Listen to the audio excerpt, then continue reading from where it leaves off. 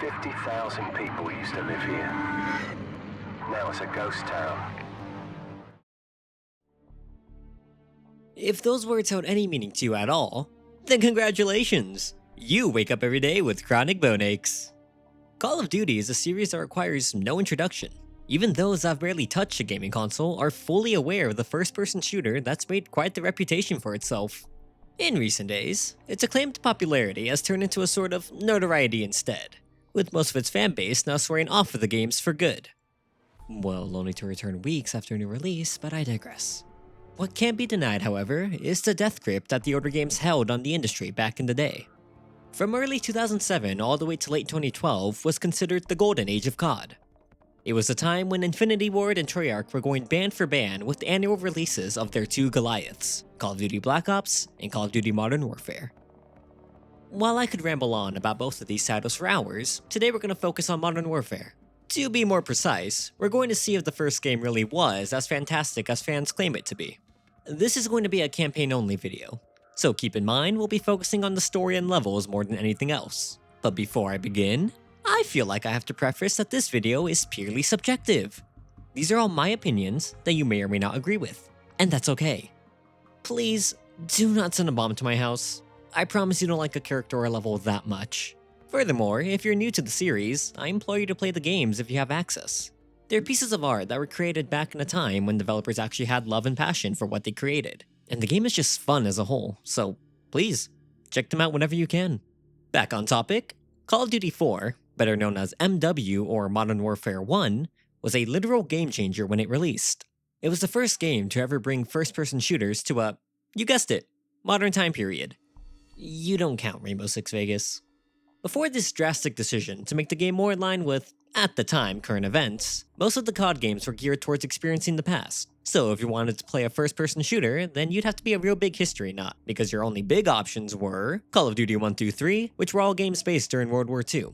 Medal of Honor, but that was also based during World War II, and it was geared towards a more PC audience. Halo, but that was a very futuristic sci-fi game, so if you wanted something with a bit more realistic approach, then you were out of luck. Modern Warfare starts off by loading you into the SAS training grounds as a new member to Bravo team. From here, you're promptly instructed to grab your weapons, demonstrate you know how to shoot a gun, learn that swapping weapons is faster than reloading, and that we're incredible at Fruit Ninja. The very next scene introduces us to, undeniably, the most important character in the series. Go easy on him, sir. It's his first day in the regiment. Right. What the hell kind of name is Soap, eh? How'd a muppet like you pass selection? Captain John Price is a character who requires no introduction. But for those of you who are unaware, allow me to help you out. Price is a character of such an iconic nature that he rivals the Master Chief in terms of how legendary the role is. The sheer mention of his name is enough to warrant a head nod from any man who grew up in the early days of modern gaming. Apparently it's actually considered retro gaming now, fun fact.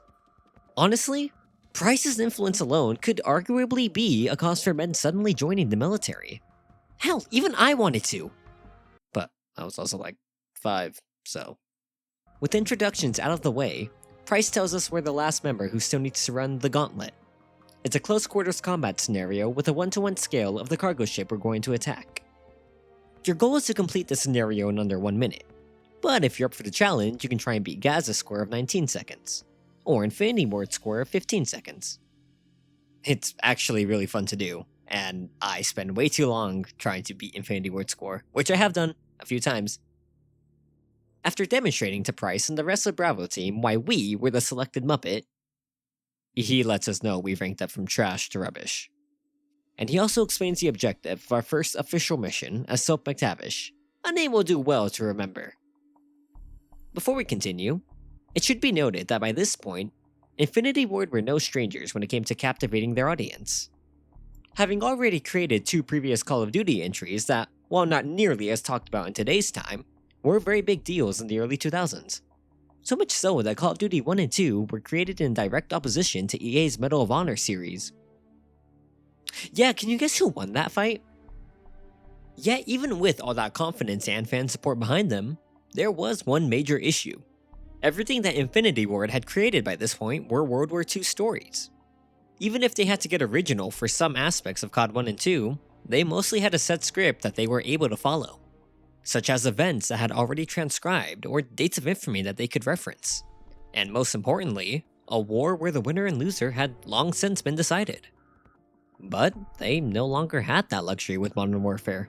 From here on, they'd have to figure out a way to either be creative or be bold by pointing out the ongoing political affairs happening around the world. To be more specific, they'd have to reference the War on Terror, the events which led to American troops being deployed in Afghanistan. This, of course, included the issues going on in the Middle East, such as the conflict in Iraq. Keeping that in mind, our first real mission sets the stage with this. We have visual on the target. ETA 60 seconds. Copy, 2-4.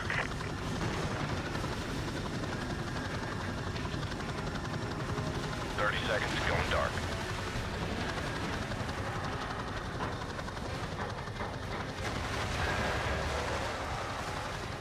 Seconds. Radio check. Go to secure channel. Lock and load. Green light. Go, go, go.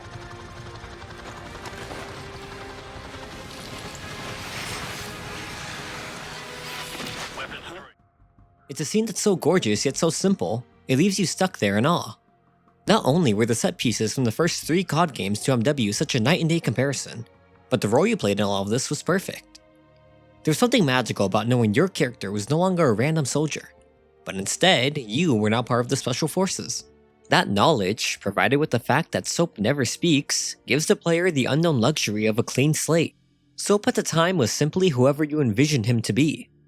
An ultra badass who secretly surpassed his price. A headhunter with unparalleled levels of stealth. Or even, you. That's right, you yourself could have been Soap in an alternate timeline. Or he could just be a simple self-insert character to make the experiences you go through that much more impactful. Once disembarked from the helicopter, you proceed to a small portion of stealth segments, which actually resembles the training course from FNG. Even if the training course didn't actually impact the mission, it's pretty cool knowing you didn't do it for nothing. The next portions quickly become uncharted territory. You make your way up the deck and take out a few guards, but are quickly reminded that COD is not actually a game that values stealth. We take on a few firefights, call in the heavy support since we're already compromised, and watch Gaz pull out the shotgun he keeps for close encounters. From there, we start to sweep every hallway while checking those corners. Check those corners. Check those corners. And finally, we descend into the cargo hold where the majority of gameplay actually happens. It's pretty much just back-to-back shooting, so we'll skip this part. In the final room, we're informed that this strangely irradiated container just happens to be what we came looking for. Checking inside the container, we find out that the walls are adorned with Arabic writing. Oh, and a large amount of plutonium being stored there as well. Probably explains the radiation. With no time for Bravo team to comprehend the sight in front of them, and even less time to secure it, we're instructed to grab the manifest and start retreating to the evac point. Up to now, Infinity Ward had done a good job at portraying to us what we should expect from this campaign. Something that was grounded enough in present-day possibilities despite being set a few years in the future. Instead of big, over-the-top battles like they're used to from the World War II setting, it seemed like this game would focus more on covert, strike team-oriented objectives. A game where your squad was more emphasized in the large-scale invasions of unnamed soldiers. Infinity Ward had made it clear that we shouldn't expect anything flashier than the helicopter scene from earlier. Except that was a lie. Bravo 6, come in. Bravo 6, what's your status? What the hell happened? The ship's sinking! We've got to go, now! 6, come in, damn it. This is Bravo 6, we're on our way out! On your feet, soldier! We are leaving! I remember first playing this mission on my Xbox 360 when I was barely capable of forming sentences. This specific scene lived rent-free inside of my head. And it still does. It masterfully used a shock and awe tactic against the players who briefly let their guards down. And anyone who had doubts about their commitment to the game knew they were no longer going to bed until they beat it. Pause. I want to point out real quick how seamlessly this scene flows together. From the moment we open the container, there's brief mention over the comms channel about 2 aircrafts rapidly approaching. While running to the evac, we can see Price frantically accounting for his team's positioning. Warcraft Griffin, what's your status? And of course, Wallcroft pointing out the arrival of the enemy aircraft before promptly screaming, Shit! They've opened... for you heathens that for some reason don't have subtitles on, you're actually able to see Wallcroft say, "They've opened fire. Get out of there now." As we've just seen, Wallcroft was attempting to warn us while in a panic, and by the time he actually tells Soap, we've been knocked to the ground and completely disoriented. Whatever senses we still had functioning were being overwhelmed by the ship literally collapsing in around you. Once Price pulls us to our feet, we go through what can best be described as a moment of pure spectacle. Full sprinting out the way we came in, now with the handicap of running at a sloped angle as water gushes out at us, and the entire room is being rapidly devoured by the ominous hue of the orange flames. Even when you do escape the flames, the sense of dread lingers as you come face to face with a scene similar to reliving the Titanic. And as if things weren't bad enough, the entire time you're fleeing, you aren't given access to your gun, reminding you just how powerless you truly are against nature. Fortunately, we make it back to the deck rather quickly, and are greeted with the glorious sight of Big Bird, whose cargo door is wide open for us. But it would be too easy to escape like nothing happened. So, to remind us how high the stakes always are, the game forces us to push not only against Mother Nature, but now the forces of gravity as well, and follow the rest of our crew in a desperate attempt to reach safety at last. Except, we don't. Just kidding. Yeah, it's a pretty cliche moment, but come on. There's no way they could ever kill off the player character, right? Of course not. To conclude the first mission of the game, we fly away and watch as the ship we ransacked now slowly makes its way to the floor of the ocean. After such a fantastic introduction to the game, you're probably wondering, how do they follow up from that? Well, it's actually quite simple. They execute the Saudi Arabian president on live television.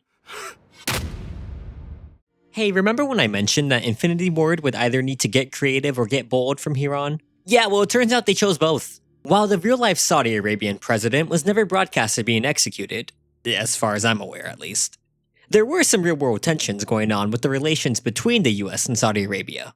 Specifically, concerns about the efforts and efficiency in which terrorism was being combated.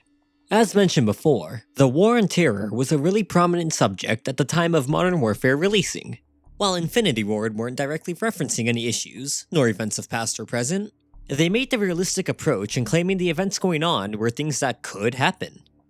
Modern Warfare released in 2007, but the game itself was taking place in 2011, so it wasn't exactly a stretch for the devs to go, hey, there's a bit of tension going on right now, so by 2011 it could lead to a full-on coup, which seemed to allow them to fly close enough to the sun without getting burnt.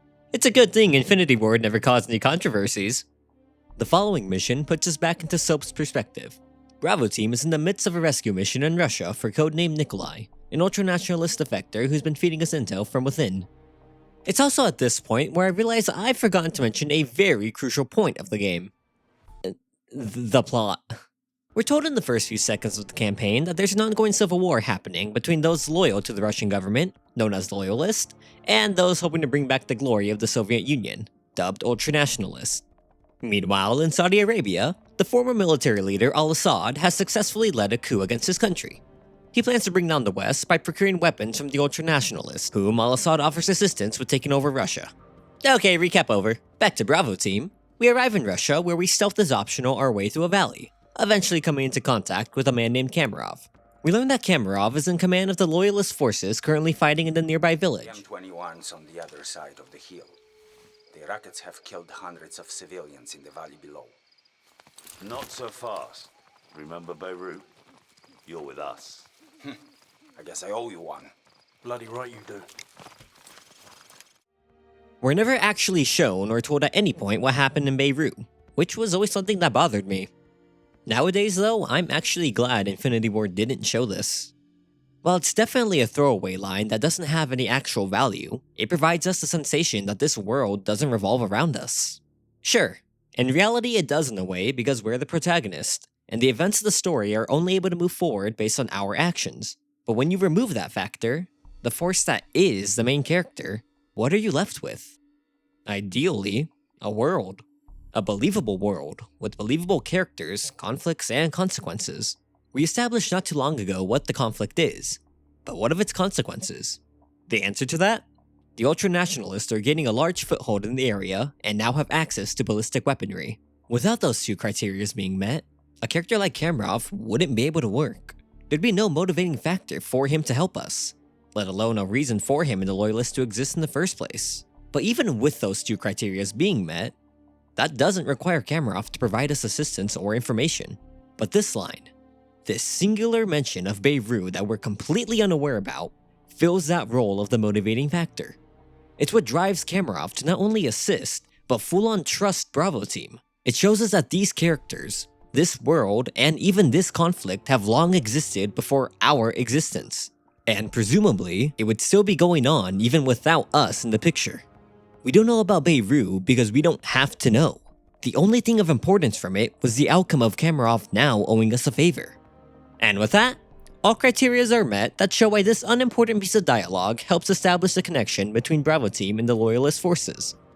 Continuing to overanalyze the little parts of this campaign, this mission also does a fantastic job at showing the inner workings of Bravo team, especially Captain Price.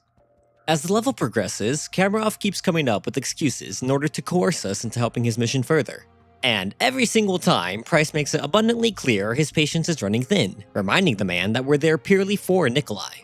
Eventually, Kamarov pushes his luck too far, and we're able to witness firsthand just how far Bravo team will go for the sake of the mission. The moment Kamarov turns his back, we watch Price gesture some sort of approval towards Gaz, and not even seconds later, Gaz grabs Kamarov by the collar while threatening to throw him off the cliff. If you were paying attention throughout the mission, it's completely understandable why Price eventually got to this point. The status of Nikolai is an unknown factor at the moment. All we're aware about is that he's compromised in our biggest lead to taking down Al-Asad. Kamarov has been told numerous times, in a civil manner, that we only cared about Nikolai's safe recovery. Not only was Kamarov actively avoiding the subject, but he was dragging Bravo team into a battle they weren't officially part of when he already owed them big time. I mean, hell, I would be pretty fed up too. This isn't me trying to say that Kamarov is a villain, nor being confused about why he did these things. As a matter of fact, his tactic of actively avoiding answering by throwing himself plus the SAS into strategically advantageous battles was pretty smart. Why did I write with such big words? But still, I point out his actions because it allows us to see Price's ability to make a tough call. Bravo team already had a limited window as it was, and in order to reach that deadline, he risked changing not only the tide of battle, but diplomatic alliances as well. Speeding things up a bit, we eventually arrive at the building Nikolai is being held in, and in order to guarantee his safe retrieval, we cut the lights and play the wonderful staple sound. To all you new COD players, just know the impact this scene had on fans was a lot bigger than it looked. To many of us, this was our first introduction to night vision goggles, which was a mechanic so loved and praised that from this moment on, it became associated solely with the MW series. Honestly, I can almost guarantee you that every boy had a phase where they'd pretend to put these on whenever it got dark outside. Or maybe that was just me. It also influenced the title art and pretty much became the staple sound for the series moving forward. Take a look.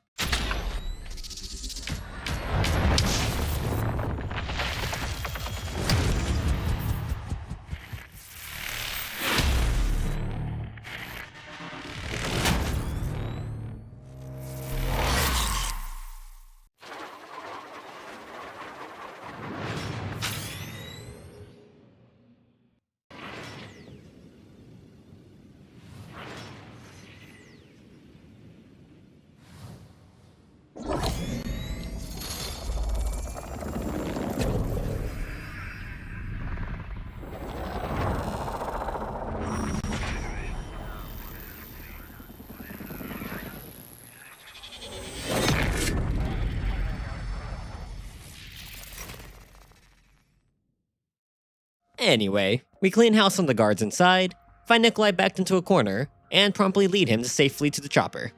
Everything is a job well done and mission accomplished. Until he leaves us with this ominous message. The Americans already attacked Al-Asad! No, their invasion begins in a few hours. Why? The Americans are making mistake. They will never take Al-Asad alive! From here on, we're introduced to a new element of the game. Unless you've played COD 1 through 3, because apparently it's normal in those games. we're suddenly taken away from the perspective of Soap and the SAS, and instead promptly put into the eyes of the United States Marine Corps. And what's the first thing that we witness upon swapping to this brand new point of view? The indomitable will and might of American military manpower.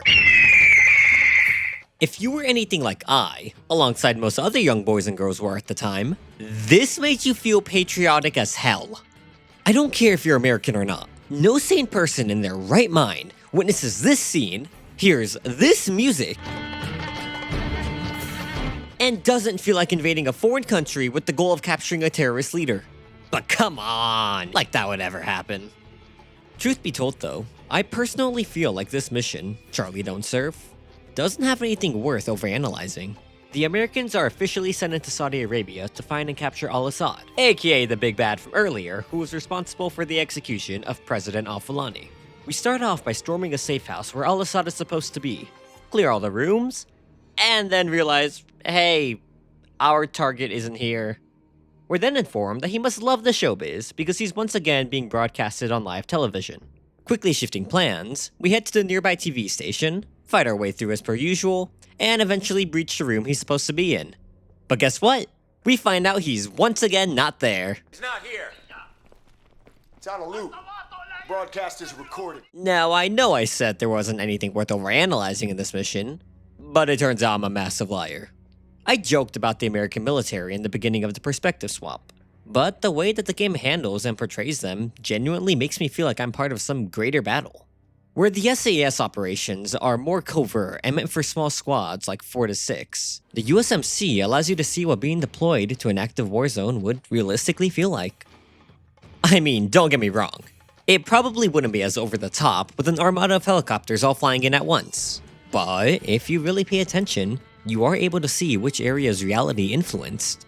We're able to see troops rappelling out of helicopters, ground skirmishes taking place one after another. Aircraft was either avoiding AA guns or falling victim to their shells.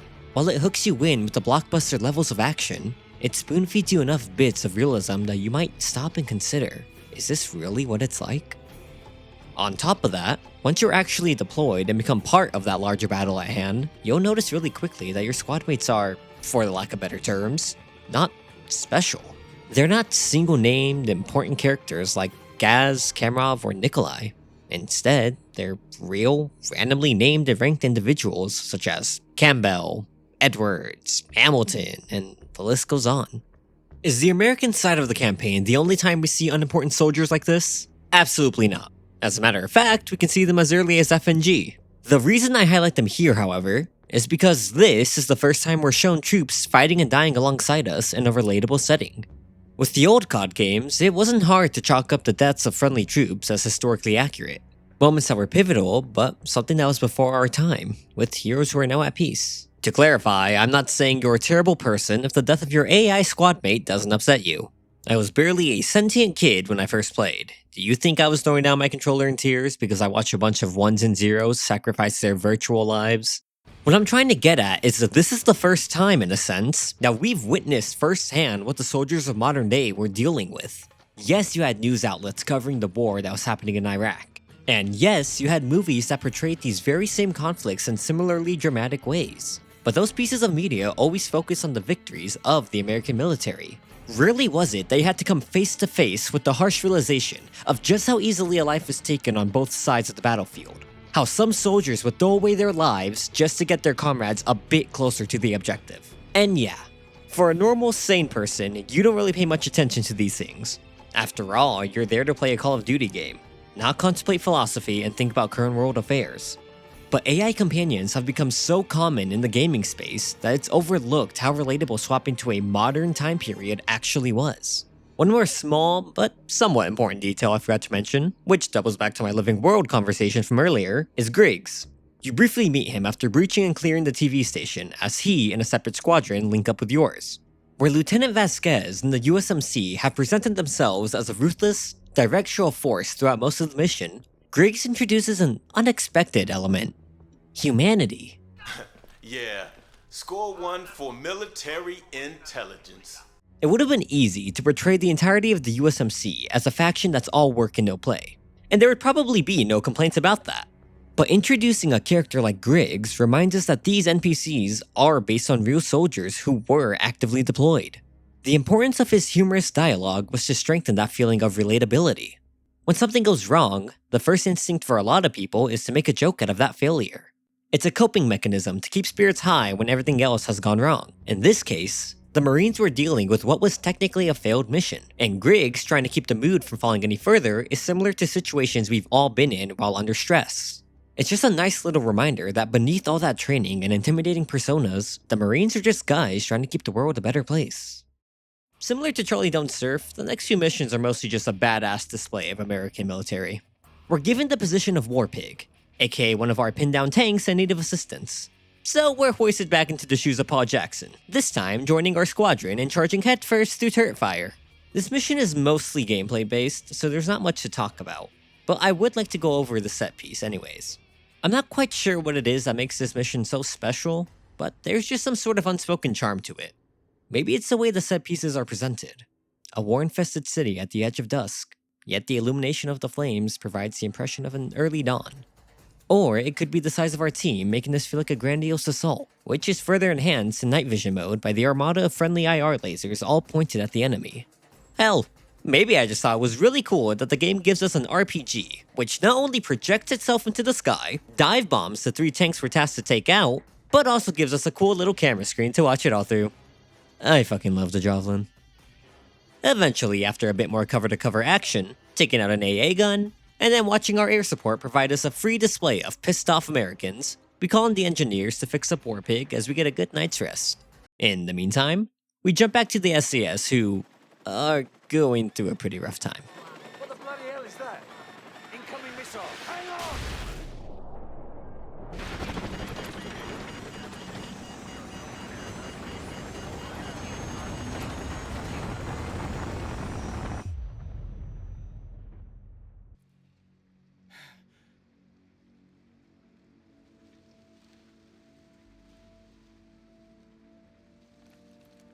You're still in one piece.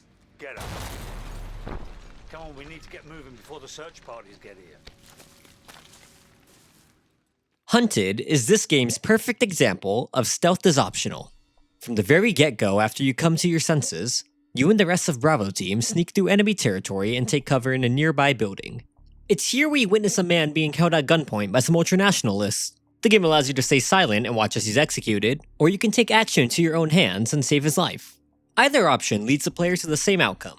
Bravo team will exit the building and advance forward, so choosing whether or not to save the man doesn't actually have value to it. Despite that, I view it as a neat little feature which helps keep the player immersed as soap. After all, if you're supposed to be the hero of the story, the soldier that protects those who are unable to defend themselves, then wouldn't you risk blowing your cover to save one old man? Regardless if he was able to provide you with any form of assistance or reward? Sure, it's not anything major, but it's a dilemma that keeps the player engaged and thinking as the story unravels. A few seconds later, we're met with another optional encounter when a search helicopter flies overhead and forces us to drop down to stay hidden. Now, in most cases, if we're spotted during a segment like this, we'd either die instantly or fail the mission. Except during this portion, we can stand up and even shoot at the helicopter and it will progress us to the same outcome. We run towards the basement entrance, take cover from the incoming soldiers and gunfire, and then seek shelter within said aforementioned basement. Once you and your team are safe, Price instructs you to find an exit. If you so desire, you can keep firing at the enemies coming after you. But do note that they won't stop spawning, so I don't know why you would do this. After finding our exit and heading outside, it becomes immediately noticeable that all sound just stops. Go. Well, they're probably regrouping, trying to cut us off somewhere up ahead. There's no gunfire, no enemy movements, and even the helicopter has disappeared somewhere. With the eerie silence lingering around as you cautiously move ahead, Bravo team is greeted with an ambush attempt introducing a new element, attack dogs. They're actually a pretty simple enemy to deal with. Either close your eyes and imagine a worse ending to Old Yeller, or let them pounce on you and oh, yikes, yeah, I don't think I can show that. Well, moving on from that little engagement, you're once again met with another instance of stealth is optional. Of course, following the same trend as the previous encounters, you could say screw stealth and start gunning down any ultranationalist in sight. But I firmly believe this specific segment plays best in the stealth route. You're ordered by Price to stay out of sight from both the spotlight that's been chasing you and the sentries that conveniently park themselves on the nearby bridge. After a bit of waiting, you move up from haystack to haystack while keeping low. Now, where all other areas of stealth have never necessarily felt like they mattered, this portion of the mission really allows you to feel the weight of your actions. You're in the open field within unknown territory. Every ultranationalist in the vicinity is on high alert searching for you. You're forced to either find an open hiding spot, feeling like a game of Where's Waldo, or bunch up against a squad mate and pray your head isn't peeking out enough to be noticed by the bright-ass flashlights dancing around your screen. All the while, this is what you hear around you.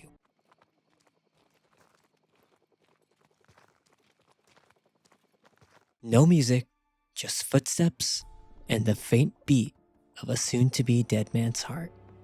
And that's when the unfortunate reminder that stealth in this game is as big of an illusion as choices. We're compromised! Open fire! I know I just said not that long ago that this is the best portion of the mission, but it's also my biggest issue with the series as a whole. It wants you to be sneaky. It tells you what to do in order to get past the enemies without being detected. And how does it reward you for doing everything perfectly? By not rewarding you.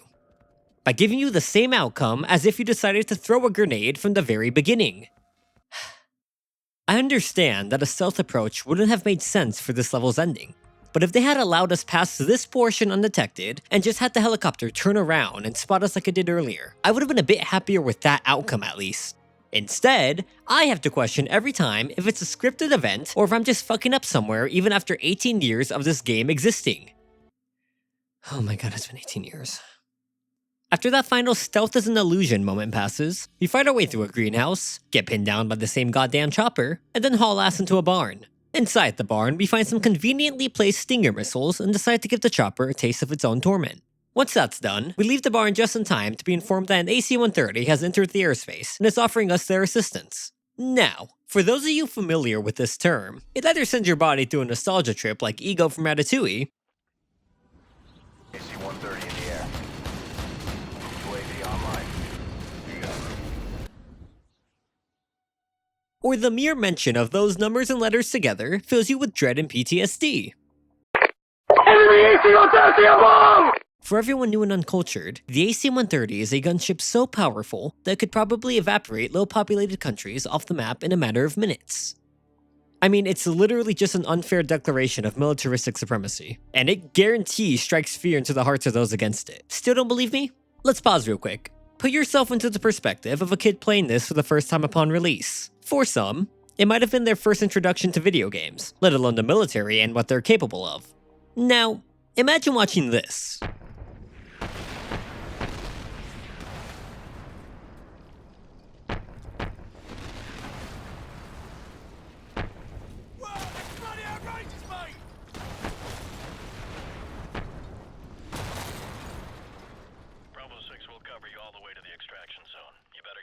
Seeing that carnage, and then being told the monstrosity which caused it all was going to be escorting you and your teammates back to the evac point. As a child, hell, no, even now as an adult, it plasters an ear-to-ear grin on my face with just how awesome a situation like this is. Literally, the only thing that could top that excitement for me was if you told me I was able to pilot that gunship. Oh my god! That's right! The following mission is Infinity Ward's apology for the illusion of freedom by allowing you to roleplay as God smiting down your enemies. I think this level is pretty much perfect. Obviously, it's a pretty drastic change in gameplay from what we've been doing, but I kind of consider that a bonus. Up until this entry in Call of Duty, each game had felt like a refined copy and paste of the last one, which is understandable. Activision knew what was working and kept playing it safe, but they were subsequently shooting themselves in the foot by doing that. The refusal to take creative liberty and get innovative eventually leaves you with a game dry of real, enjoyable content. You can only sell the same thing repackaged so many times before the fans start getting tired and become hesitant to support you. Death from Above changed that. It offered a new, yet temporary innovation to that tiring playstyle. You were given control of 3 different guns: dual Gatling guns, 40mm cannons, and a 105mm howitzer cannon. Yeah, those numbers mean nothing to me either. So, just know you have a Gatling gun, many cannon shells, and 1 big boom shell. The overall gameplay in this mission is simple. You protect the blinking figures on the map from the ones that aren't blinking.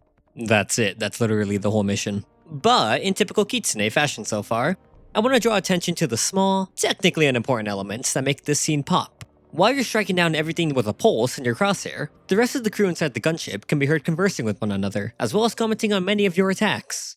Nail those guys by the building. Kaboom. We got a runner here. Yep, that was right on target. Alright, you got the guy. I might have been within 2 feet of him. Oh, that's gotta hurt. Hot damn! Direct hit. Another really cool detail in this mission is the role of the church. As the action starts to pick up on the ground below, you'll be informed that you don't have the authorization to fire upon the church. Now, if you were a good little religious boy like I was, then you immediately shot the largest cannon shell into the building just because. This, unsurprisingly, results in a mission fail. When I was younger, I never understood this decision. Why was the church the one thing that was off limits in this village? We could blow up homes, schools, stores, it didn't matter. But the moment we shot the church, that's when it suddenly mattered? It actually wasn't until a couple years ago where I discovered why this was the case. Taken directly from the USC IRF website, international humanitarian law, also called the law of war or the law of armed conflict, protects civilian sites and cultural property, including places of worship or of other religious sites, from being targeted for destruction or used for military purposes by state or non-state actors during armed conflict unless the strict conditions articulated in the distinction principle, the proportionality principle, and the precautionary principle are met. End quote. Holy shit, I did it. It was also noted that despite these regulations being in effect, there's still many instances of religious sites being desecrated, which just sucks no matter your belief. This was a cool detail Activision could have chosen to avoid for whatever reason, and nobody would have known nor bat an eye. But the inclusion just adds a more realistic feeling to the world. Armed terroristic forces taking over the surrounding villages, it wouldn't be unbelievable to think that the affected civilians sought refuge in a church after having no other option. At the time of writing this script, I'm not exactly sure which piece of media brought this to my attention, but shout out to whichever one it was. Oh, by the way, did you really think I could go a single mission without praising the dynamic between characters? Of course not! The conversations between the AC-130 crew are the most lifelike ones we've had so far. You really get the impression that this is a group of soldiers who genuinely love what they do, and we can presume, based on how they interact, that there's a rapport that was built over time between them. Do not engage any vehicles on the highway unless cleared to do so. Bet that guy's pissed. That's a nice truck. Nah, he's scared shitless. TV, confirm you see the water tower. You talking about the water tower near the intersection? Roger, that's the one. And next to that water tower is a curved road. Did you see that? Roger that. Track that road into the next village. You, should be able to see another water tower in the village further down that road. We're having a bit of trouble acquiring the village. How far up the road is it? Approximately, hang on. It's about 2 clicks along the curved road going away from the highway. Yeah, roger that. Everything else after this is pretty much just fun gameplay. That's it. Yeah, clear to engage. Clear to engage all of those. Alright, you got the guy. I might have been within 2 feet of him. Oh, that's gotta hurt. Hot damn! Direct hit. Meanwhile, Jackson and the rest of the Marines push through the latter half of town, but now with sunlight. Oh, and more picks I'll fix up now, I guess. This mission is just gunfight galore, and a beginning section that feels like it's going through the first layer of hell. By the end of it, we push up on an LMG emplacement, storm the building, and then have a one-on-one with God as we stare down the barrel of a tank. Fortunately, he bestows upon us a miracle in the form of Warpig, who turned out to be the better tank. Finally, after a day and a half of surviving in a literal war zone, we climb aboard our evac. We're also informed of yet another guaranteed location of Al-Asad, who supposedly has his hands on a Russian warhead now. Great.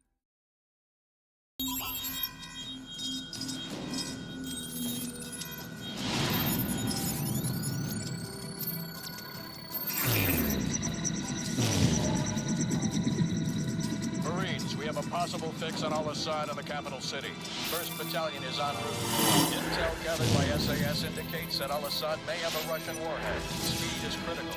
NEST teams have been deployed to the area. Force recon and wild weasel units have taken out most of the air defenses, but Al-Assad's ground forces still pose a serious threat. Looks like we're rolling in with everything we got. We get Al-Asad, we end this war right here, right now. Lock and load, Marines. The next mission, shock and awe, is nothing short of straight cinema. In typical American fashion, we once again arrive with an armada of helicopters. The goal this time around is to make one final push into the capital city, aiming to bring down our ever-elusive Al-Asad for good and End this war right here, right now. as Vasquez puts it. As the level plays out, it becomes more apparent why it's called shock and awe. The entire beginning portion is us flying overhead while raining hell on any opposing force below. All ground troops in sight get reduced to ash while combat vehicles quickly get turned into scrap. Side note, this weapon is insanely fun and it makes me very upset we never get to use it again. It literally only appears on this mission, and we never see it again for any game afterwards. Bungie did the same shit with Halo Reach with a very similar scene, and it made me realize how underappreciated these missions are. I would never forgive either studio for not giving us more scenes like this. However, it's not the gameplay that I think really drives this mission together, but instead the set piece that we barely give a passing glance to. Ignoring the fact they're probably in close proximity, and likely in the same country, the scene heavily reminds me of the Bog. The invasion has only been going on for 3 days, yet you can easily see the torment of the cities and how badly the land is suffering. Artillery shells flood the skies as armies of tanks steamroll their way through structures and what little natural fauna is still around. Explosions ring out on every corner while buildings crumble to pieces, leaving you to watch and wonder if there were families seeking safety and shelter behind those very walls. A section of a town that may have once been thriving with people loitering about is nothing more than the hostile Deadlands. The places where life flourished are now the very same where life is extinguished. Smoke and fire pollute the air and streets. The statues of those lost in the annals of time come tumbling down. Hard. From the effort alone, you can see just how desperate the Americans are to put an end to this ever-growing threat. And in doing so, it becomes clear just how blindly loyal Al-Asad's troops are to him and to his mission. Deadly, the attack chopper that's been supporting us, temporarily leaves to refuel while we land to rescue the pinned-down advance team. It's a bit of a change of pace. Our squad in particular has done nothing but hunt down Al-Asad, but when all options are spread thin, it's cool to know we're able to contribute in other, partially unexpected ways. We rendezvous with our allies just in time for Deadly to reappear and clear the airspace of hostiles, and it's one hell of an entrance. Unfortunately for the cool entrance, this next section is one of the many reasons I am playing the game unhardened. I have no idea if I'll show or have any deaths, but just know getting to this point on screen right now was genuinely mind-numbing. Putting the story aside real quick, one of the issues I do have with this game is how straight up bullshit veteran mode can be. Don't misunderstand. I'm not trying to cry and say veteran mode is too hard. Every time I replay this game, I play it in veteran, save for this video which I played on hardened.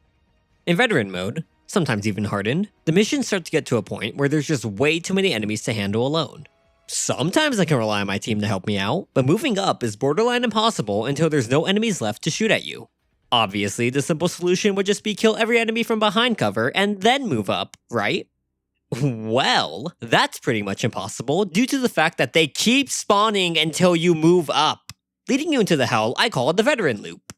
Or, in the famous words of Jev, spawn die, spawn die, spawn die.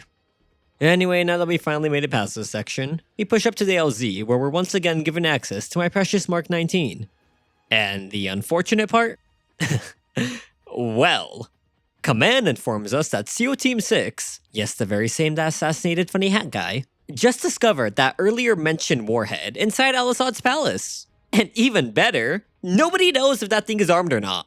You know what, let's keep the chain of unfortunate events going. Deadly gets shot down before our very eyes, and I barely get to use the Mark 19 again. Shit. Jokes aside, a very underlooked aspect of this mission is the sheer bravery being portrayed within these soldiers. Even if they're nothing more than coded and scripted lines of numbers and mesh, they're still meant to portray the real human courage of America's Marines.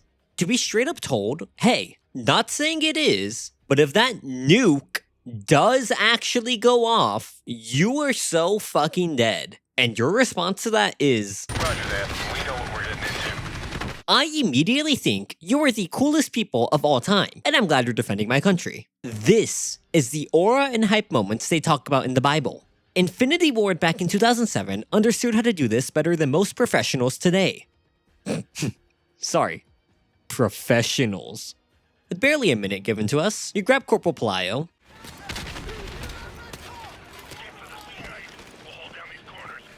and haul ass into the helicopter while covering our exfil.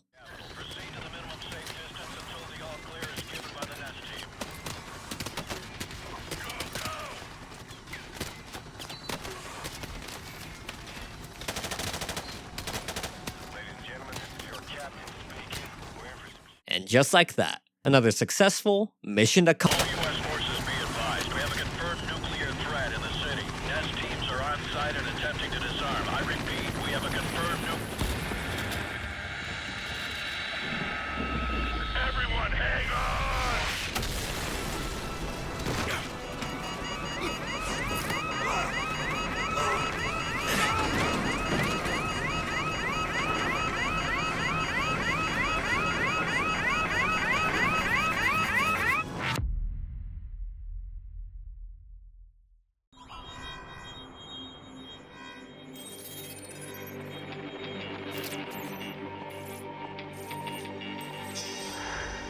Something has happened. What appears to be an explosion in epic proportions. Remain sketchy and unconfirmed at the time. To set off what appears to have been a nuclear explosion in his own country. Something larger, but no word yet on whether Al-Asad was among the victims, or may have been a suicidal mission.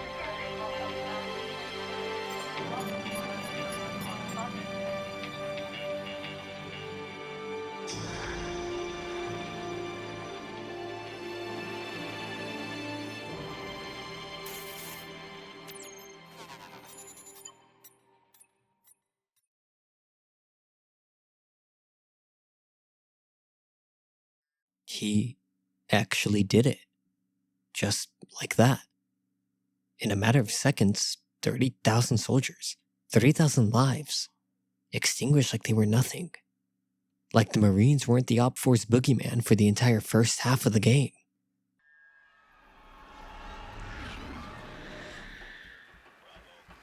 Although, in an unexpected turn of events, hope lives on as Jackson slowly comes to, his hands all scratched and bloodied, and the CNET completely decimated.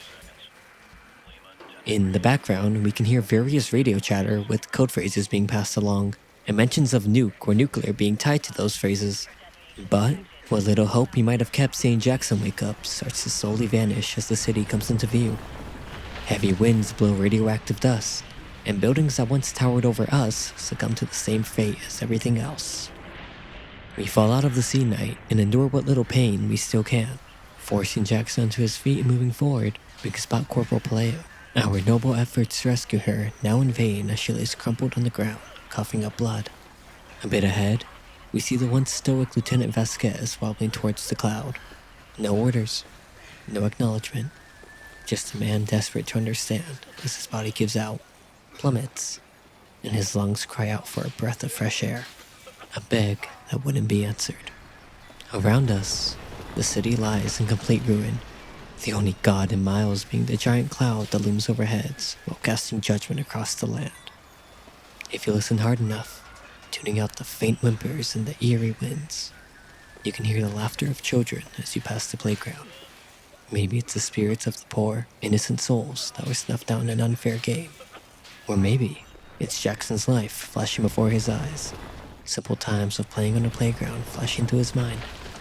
Maybe he had a kid of his own, the realization that he'll never greet them at the bottom of the slide, nor push him on the swings again, finally sinking in. In the end, no matter how much hope we had, it was never possible for our fearless, yet powerless soldier to escape the twisted hand of fate. Ashes to ashes, dust to dust. We are nothing but dust, and to dust we shall return. Following off of that bombshell of a mission, we're redirected back to the SAS, who are conversing with Nikolai about the events that transpired. He replies that Al-Asad is a coward who would never willingly give up his own life, and then informs us about a safe house in Azerbaijan that our culprit has used in the past. With the coordinates now in our grasp, Bravo Team readies up to finally put an end to this game of cat and mouse. Upon loading in, one of Kamarov's men alerts us that Al-Asad has been identified, but is under heavy guard surveillance. I skeptically follow the soldier because, well, this is only the third time now we've been told Al-Asad is here, just for it to be wrong. Every single time. Even better, we canonically died before learning his actual location. All this mission has you doing is clearing out each house of enemies while searching for Al-Asad. Fun fact I accidentally discovered a few weeks ago while replaying the game. The safe house Al-Asad ends up in is actually based on the last place you searched. Let me explain. On a typical playthrough of this mission, you're given 5 safe houses that you have to clear out and search. 4 of the 5 buildings are houses that are immediately up the hill near where you started, and the last one is a barn a bit out the way from the houses. For the average player, this typically results in you quickly, or in my case painfully, clearing each house before eventually making your way to a sealed off version of the barn. But during my replay, I was feeling a little bit impatient and wanted to see if I could go to the barn without clearing all the buildings first. I could see the objective marker, and enemies were in the distance, so I knew the location was working, but when I was able to walk into a now open barn, I was caught very off guard. For a few seconds, the game really made me think I was misremembering how this scene played out. But soon my team mentioned Al-Asad wasn't in that safe house, which then proceeded to make my brain malfunction even further. And now, here's the first building you're expected to clear out, saved for last, where all the doors are closed and the cutscene starts to play. 18 years. This fucking game has been out for 18 years, probably 14 of which I've played it, and I'm just now discovering this particular mission technically has variety in its ending. This might be the peak example of illusion of choice. Jokes aside again, I do think it's really neat that Infinity Ward even thought to add this type of thing in. The only other instance I could think of a COD game doing something similar was in Black Ops 2. Kind of a shame it never happens again. After breaking into the safe house of your choosing, Price absolutely bodies Al-Asad's guards, ties him up, and starts practically caving his skull in while interrogating him.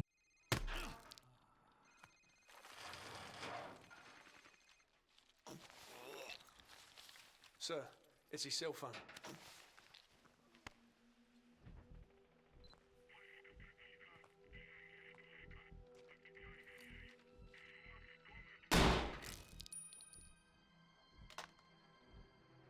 Who was that, sir?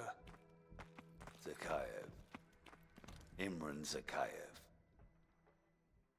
Despite being a smaller moment, this is technically the first time we've seen Price lose his cool.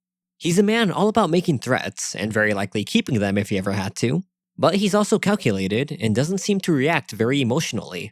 You know, save for the time you were seconds away from being lost at sea. So, it's a little shocking witnessing him execute Al-Asad when mere minutes ago he told us,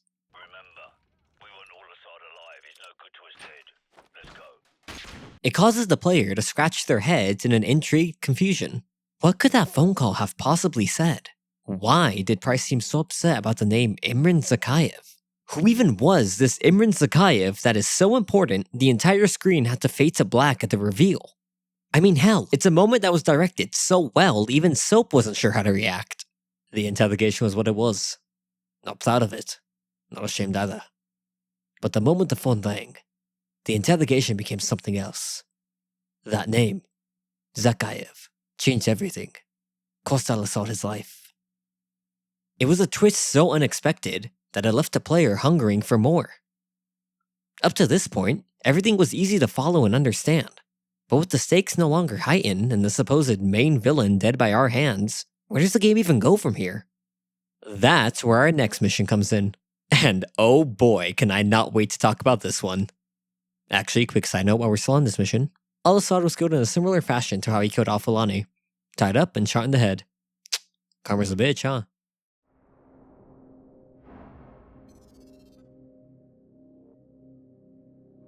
I was just a lieutenant back then, doing some wet work. Chernobyl, Christmas for the bad guys. Even a decade later, a lot of them still used it to get their hands on nuclear material. A lot of them, including one, Imran Zakhaev. Of course, we couldn't just let that happen. Cash for spent fuel rods. That's one hell of a recipe for destruction. It was the first time our government had authorized an assassination order since the Second World War. I was under the command of Captain Macmillan. Imran Zakhaev. For everyone who's been paying attention thus far in the story, we're able to recognize, hey, that's the old guy with one arm who helped in the assassination of Al-Fulani, which is really neat foreshadowing. Putting yourself into the mindset of somebody playing this for the first time, this scene of Zakhaev and Al-Asad is confusing at first. Here we are thinking we're about to watch the guy who ordered our execution get executed himself. But then it turns out they're actually friends and smile at each other like Zakhaev didn't just point a gun at his head. Okay, sure. I remember when I first played, this little moment caused my tiny brain to start making up all types of theories. But they would quickly subside as the game cleverly distracted me with the goose chase of finding Al-Asad. I want to give credit to Infinity Ward and say it was directed this way on purpose, but I honestly have no clue. It's something that sounds so simple and so cliche that, by all means, it shouldn't work well. Yet the mere mention of Zakhaev. Imran Zakhaev. had me impatiently spamming A as if it would magically speed up the game and tell me what I wanted to know. Swapping your main antagonist halfway through your game is a really bold move. One that could ruin the entire flow if you're not careful. But the way Infinity Ward portrayed Zakhaev through Price's eyes really helps set the mood about what you should expect. He's an arms dealer. Sorry. He's an arms dealer working straight out of Chernobyl to salvage fuel rods and sell its uranium as nuclear materials on the black market. I'm not kidding, that's actually his background. Oh, and we can't forget the fact that Price casually brings up that Zakhaev was the first person to have an assassination order placed on him since a certain mustache German in World War II. I understand Zakhaev's a really bad guy and all, but come on, did we have to make him sound cool? Also, the mention of Pripyat in the Chernobyl incident was a pretty cool detail, though it would be cool if we could play— Oh my— This level? It's awesome. I know, I'm fantastic with words. But truth be told, if you were to ask someone to think of any Call of Duty level at all throughout all the games, a good majority of the time it's gonna be this very level. I mean, come on. The moment the screen on fades from black, we as the player sit there confused while staring at an empty field and trees. Then boo! Jump scare from a moving field of grass! All Ghillied Up is, without a doubt in my mind, one of the most iconic levels in all of gaming. If you never watched or touched this game, but still enjoy video games, it's almost certain you've seen this mission or its influence in some type of way. It takes place 15 years prior to current day events, and does the unexpected by putting us in the shoes of our beloved captain when he was but a lieutenant. Fucking Brits. It's also at this point where we're introduced to a new character, Captain Macmillan. Whereas Price is our badass captain that shows us how to get shit done, Macmillan was that very same thing for Price, and it's very obvious where he got some of his snarkiness from. Macmillan guides us through the grey, eerie wasteland that is the radiation fields of Pripyat. Where most missions prior provided a stealth as optional approach, All Ghillied Up heavily encourages those stealth aspects without taking away the player's limited choice of freedom. As Macmillan demonstrated earlier with his sudden jump scare, the ghillie suits allow us to blend in with the grass in order to sneak past enemies or quickly take them out without getting noticed. After dispatching the patrol taking a break inside one of the many abandoned houses, we keep moving until we come across an old church turned into a checkpoint. Within the watchtower is a guard who forces us to stay low, and using our handy-dandy mouse tool, we quickly get rid of both him and the guy wandering outside aimlessly.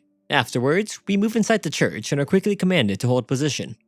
Through the windows and doorway, a chopper can be seen passing overhead, but fortunately, it doesn't spot us. I mean, after all, we're two guys equipped for a stealth operation. What the hell are these snipers gonna do against an attack chopper? Hello, conveniently placed weapons cache of Stinger missiles. Even after 14 years of playing this game, I managed to never notice this. As I mentioned before, the game makes it very obvious that you should be approaching this mission with stealth in mind. But it's still cool to see that the new players would have a dangerous sense of curiosity, and even provided the tools to help satisfy that state. With a limited window, we grab one of the infinite stingers and run outside to take a shot at the aircraft before it's too late. That being said, the moment you fire this rocket, you get an angry text from some guy named Newton about his third law? Whatever the hell that means, okay, sure. With the first two shots missing, positioning becomes key for bringing down the chopper before it buries you in the neighboring graveyard. Succeeding in this annoying task actually grants you an achievement. It also causes some unique dialogue from Macmillan. So, let's talk about this decision for a little. Is it realistic that two men ill-equipped to fight such an enemy succeeded? No. Is it canon that Price made this choice? Probably not. But being canon or believable isn't what makes this scene special. It's the fact the devs implemented it knowing there's a chance most people would miss it. It seems like they didn't care if it was talked about or praised by fans, nor did it matter if the feature was a popular thing or not. It's likely they got their joy from knowing somebody could stumble upon such a small addition, and then piece together that the helicopter, which only briefly appears in this one scene, can be shot down if we really wanted to. Sure, it's unrealistic. Borderline unbelievable, but what if this did happen? I mean, this is a flashback told by Price's point of view, and clearly he lived to tell the tale. We can say Price is just that guy. That our captain is such a badass, he was bringing down entire attack helicopters alone as a mere lieutenant on a stealth operation. So without confirmation from the devs, it's up to the interpretation of the player. That's the beauty and the little freedoms this game provides us. The opportunity to touch up on an already painted canvas and make it glow just a little brighter. Pretending like nothing ever happened, we continue to follow Macmillan into a big open field, where things start to get tense. As a whole armada appears in front of you two, you're forced to drop down and pray to God that you're not in the footpath of an incoming soldier, and that one of the many tanks doesn't flatten you into fertilizer. At first glance, it seems like an easy thing to do and pass. Technically, yes, it is rather easy. But even during replays, it's still pretty nerve-wracking. You go from laying perfectly still and thinking you're out of the way, only to notice heavy stomps inching closer towards your skull. This forces you to slowly move left or right, but if you move too fast, you'll get gunned down in an instant. I don't know a better way to explain this portion than to admit that my heart still drops the same way it did like when I first played. When your opportunity to breathe finally returns, you and Macmillan take off running with only one goal: Get as far away from that platoon as possible. Nothing notable really happens in these next portions. Just a lot of sneak, shoot, and keep close to your lovely tour guide. It's not until this point where the game decides you've had a little too much fun and needs to remind you about the importance of stealth this time around. Doing our best to not make so much as a faulty step, we quickly throw ourselves underneath a conveniently parked line of cars while making use of our snazzy disguises. Just as the previous moment did, this part of the level never stops feeling uneasy. Knowing that one wrong move or looking too high towards the soldiers will ruin everything, it really forms a pit inside your stomach. To be fair though, this entire mission is one big play on entering the lion's den. But going straight towards the lion and praying it doesn't notice you is one hell of a gamble that should be a guaranteed loss. Yet, here we are, dashing out of cover and towards the safety of the walls as we narrowly dodge a few patroller sights. It was one of the few moments where I realized how incredibly outnumbered I was, and how easily I would have failed were I to try and attack every single enemy. I truly believe it's impossible to kill all the enemies in this area. And trust me, I tried many times. I think I spent around half an hour trying, only for everything to fall apart the moment I start crawling under the cars.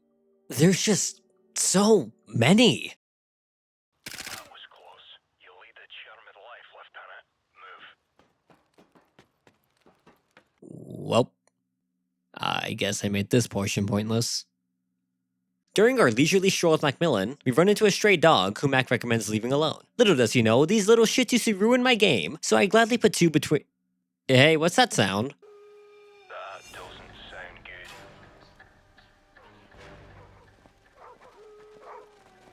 good. After leaving that poor, adorable puppy alone, we finally enter our point of interest, thank God. The scene portrayed is oddly cinematic, while still managing to carry that melancholic eeriness to it. 50,000 people used to live in the city. Now it's a ghost town. Holy shit, he said the thing. That's pretty much it for the level, and replaying it for the footage made me realize just how short this mission is on its own. In retrospect, it does make sense to make both missions rather short, since most people classify the two as one anyways. Admittedly, I was one of those people until I got older than I'd like to admit and thought, hey, wait a minute, these have two different names, which segments us into our next level. One shot, one kill. If all ghillied up was the cake, well then one shot, one kill is the icing you care about much more. With access to a Barrett 50 caliber, we're given one task in which failure is not an option. The assassination of Imran Zakhaev. Your patience is put to the test as you observe the meeting site until Zakhaev shows up. It's a bit of a lengthy process, and the looming threat of a helicopter patrol keeps making its presence known as we wait. In the background, Macmillan comments about the wind speed influencing where your shot will land. And not that long later, we confirm visuals on our target. It's entirely up to the player on when they want to take the shot, but with every passing second becoming another wasted opportunity, it's best to just put him down as soon as you can. Target down. I think his shot can blood take care of the rest. Except, we're already fully aware that we didn't bring him down. No matter what, the bullet will always hit him in a way where it blows his arm clean off, but a second shot to confirm the kill never happened. The moment that bullet connected with Zakhaev's body was the moment a dinner bell sounded, and every single soldier with a gun or vehicle took no delay in heading our direction, especially the aforementioned helicopter with a superiority problem. Price drops the sniper, and we're given about 5 seconds to tuck our tail and follow Macmillan out to the escape route. You both hook up to the rappel lines and quickly escape the top floor before it gets reduced to ash. Once your boots are back on the ground, Macmillan radios for emergency evac, while you run headfirst into enough Russians that they could repopulate this entire ghost town. This is one of the few missions where the weapons you used previously transfer over.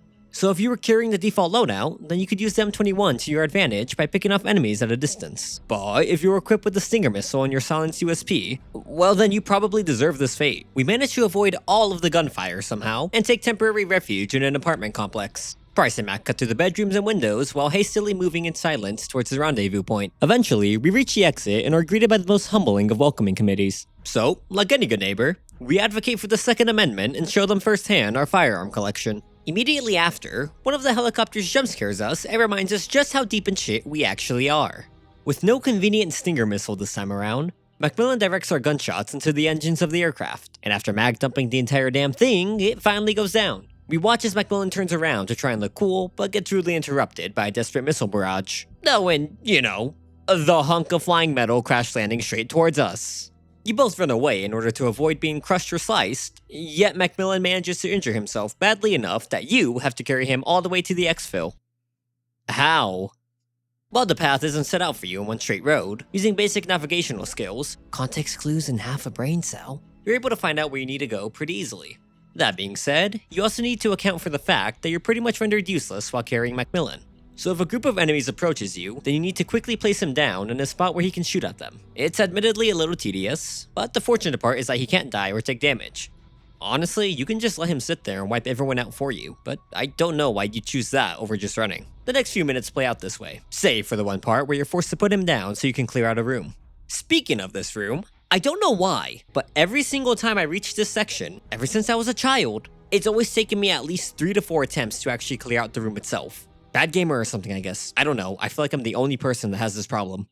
Along the journey, you have to walk to a pool house with 4 dogs eating something's corpse, I don't know. They're not close enough to be hostile, so you can just leave them there.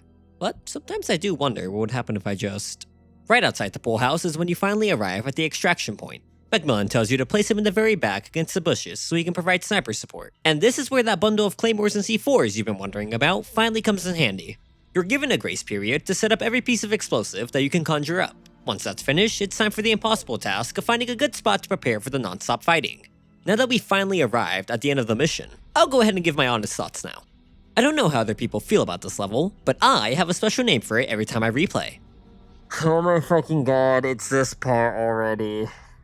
I think One Shot One Kill is a very cool mission, one that really shines at both the very beginning and this current section. If done right, flashbacks can be a very unique gameplay concept. After all, we're reliving something that actually happened in Captain Price's life, and not even in the time frame of him being a captain. The environmental usage you're able to take advantage of is another strong point. The moment enemies start to move towards us, we can visibly witness them being caught off guard based on their flinches and dropping to the ground. While dropping down only made it easier to shoot at them, I do appreciate this reaction because it's the most natural thing to do. When you're going against a sniper, you want to break line of sight as fast as you can, and pinpoint their exact location so you can start making a strike against them. Plus, they don't know that it's only the 2 of us. For all we know, they could be going into this battle thinking there's a whole platoon of snipers locked in on their positions.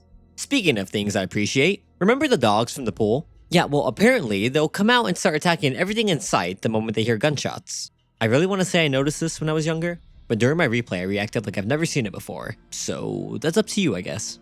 Okay, now that I've covered the moments that made me smile, I'll go ahead and start whining about some personal complaints of mine. This portion is fucking awful. In Veteran. I mean, it is quite literally just you and one NPC expected to survive against what feels like the entire Russian army. Oh, not to mention that this level specifically has a neat little detail where apparently the harder the difficulty you're playing on, the longer you have to wait for evac to arrive. So you're genuinely expected to survive on Veteran, pretty much alone, with barely enough ammo and sanity for at least 6 to 8 minutes. Not to mention, the checkpoints on this 6 to 8 minutes are non-existent. The checkpoints are singular checkpoint typically when the enemies start to get airdropped in. So you're expected to kill 4 groups of 5 soldiers rappelling from helicopters, an endless wave of enemies constantly approaching, and dogs, all without dying. But I mean, if you do manage to complete all of that, congratulations! You only have another 2 minutes before getting picked up. Except if you die all within those last 2 minutes, then congratulations again! You get to do the entire fight all over again! Yay!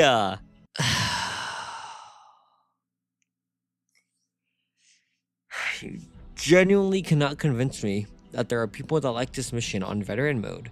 And if you say you are one of them, shut the fuck up. No, you don't. You're a liar. Okay, that was my only real complaint, which was entirely subjective, by the way. Some of the sillier things I wanted to call out from this mission are things I never quite realized. At least not until I saw another video essay pointed out. So, if Price and Macmillan were waiting for almost 2 days straight, how did nobody notice the bodies we left? In plain sight, mind you. And then send the area into lockdown. And you can't even argue the possibility that canonically, throughout this whole mission, Price and Macmillan didn't shoot a single person. You are required to kill those 2 enemies guarding the church in order to progress further. And there is still an entire scene and animation of Macmillan rocking some guy's shit so hard that it knocked him clean out. That is canon. The only way to stop that is by just straight up executing the guy before Macmillan can hit him. Are you trying to tell me this guy woke up and went, man, what a crazy dream I had. I must have really hit my head hard if I thought the grass ran up to me and just fucking right hooked me. That would also require the game trying to make us believe another guard ever saw him laying on the floor, forced him awake, and asked him what the hell happened. Because there's absolutely zero reason he should be knocked out cold on the ground. You see, the big squadron we hid from not noticing me shoot down the helicopter can actually be chalked up to not being Price's canon actions. But we straight up left a small trail of bodies in our way, and you really mean to tell me nobody noticed nor did anything about it for almost 2 days? Really? Also, regarding Macmillan, how the absolute fuck did he manage to injure himself? If you actually watch as he's running away from the incoming crash, it seems like the reason he fell was because he twisted his ankle or really badly pulled a muscle. Seeing as Price, who was right next to him, had enough time to get away, and Macmillan started running before the chopper even hit the fucking floor, I think he would have been completely fine even if he took his damn time. To play devil's advocate though, it's not implausible to say he got worried and the adrenaline made him start running before he was ready. Well though, if that is the case, what in the absolute fuck caused him to gain blood on his chest and his leg? If you look at the animation, the blades never even touch him. So if he sprained or twisted his leg, why is it bleeding like it got sliced into? Yes, these are very nitpicky, and maybe I'm looking too much into them, but I can't unsee them anymore whenever I'm replaying, so now I needed you guys to suffer with me. Anyway, with the chopper finally arriving to rescue us, we sprint towards Macmillan, carry him towards the helicopter while praying to God we don't get gunned down at the finish line, and safely walk inside. Even if it's only unhardened, I still have a trauma that no amount of therapy can fix thanks to Veteran.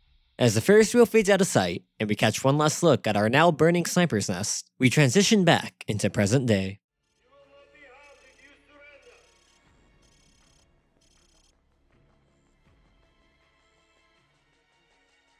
Heat takes place 8 hours after the death of Al-Asad. It entails the SAS survival plan as every single goon with a gun, funded by Imran Zakhaev, comes to claim our heads.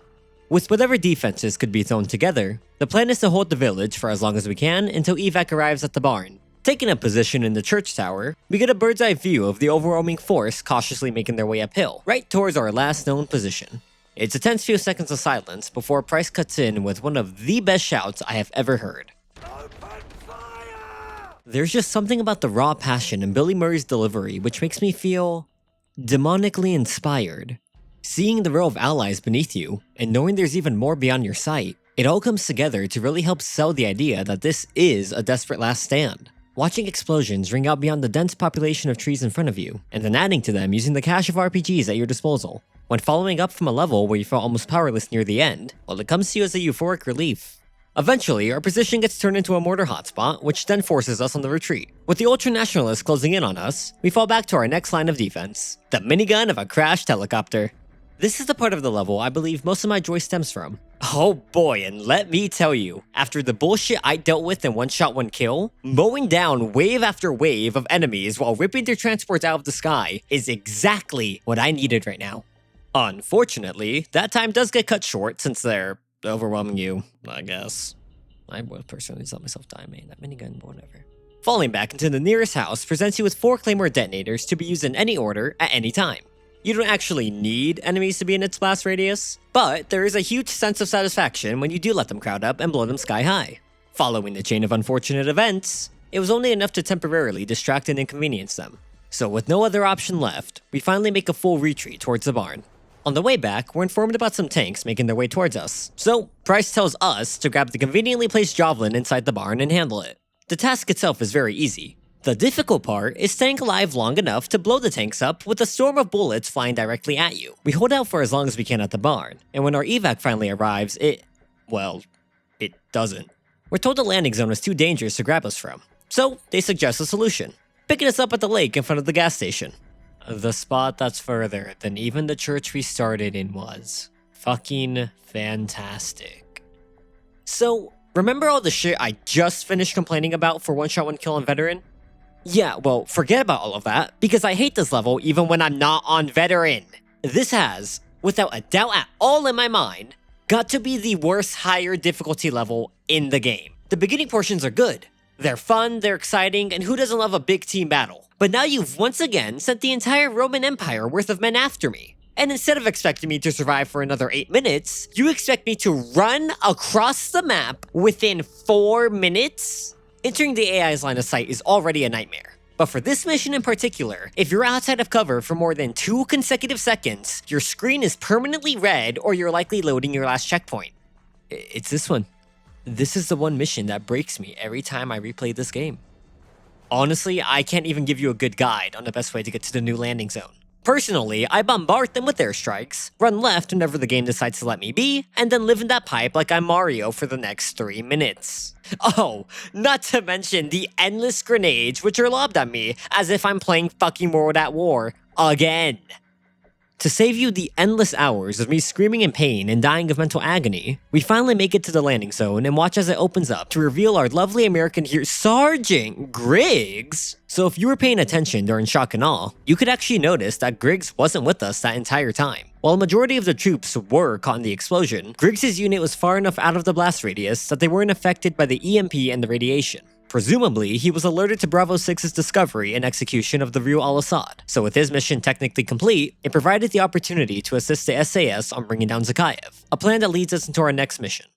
Our first official SAS USMC Joint Operations mission is to find and capture Imran Zakhaev's son, Victor, who happens to also be the commander in field for ultranationalist forces. With Victor in our custody, we could persuade him into telling us where Zakhaev is. We find out through Price that Kamarov already knows Victor's whereabouts and has a plan on how to capture him, which involves taking over an ultranationalist checkpoint in order to lay an ambush. The loyalist forces disguise themselves in ultranationalist uniforms. Meanwhile, the SAS and USMC will be positioning themselves out of sight in places such as rooftops and guard towers. Soap and Griggs kill the time by bantering over Soap's shitty Russian while waiting for the convoy carrying Victor to arrive. How do I tell Griggs he probably wouldn't do a better job being down there? Once the convoy arrives and Gaz confirms a positive ID on our target, we're ordered to open fire on everybody but Victor.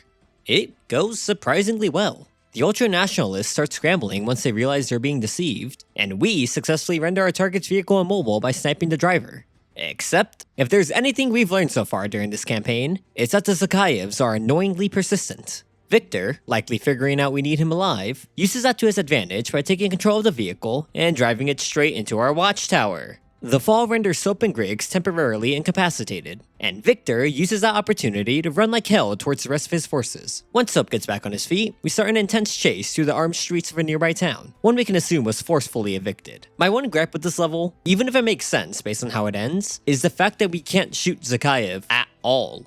You know that sniper that you have that would make it oh so easy to just shoot him in the leg so he can't get any further? Too bad! He's made of thin skin and glass bones, so even the slightest graze might make him bleed out. Sorry. It's something that you get used to after so many replays, but personally, the frustration of knowing he's so close, yet I can never actually catch him, is always present. Actually, it frustrates me enough that I purposely shoot him in the leg, or outright snipe him, just so I can feel better. Maybe I'm just a psychopath.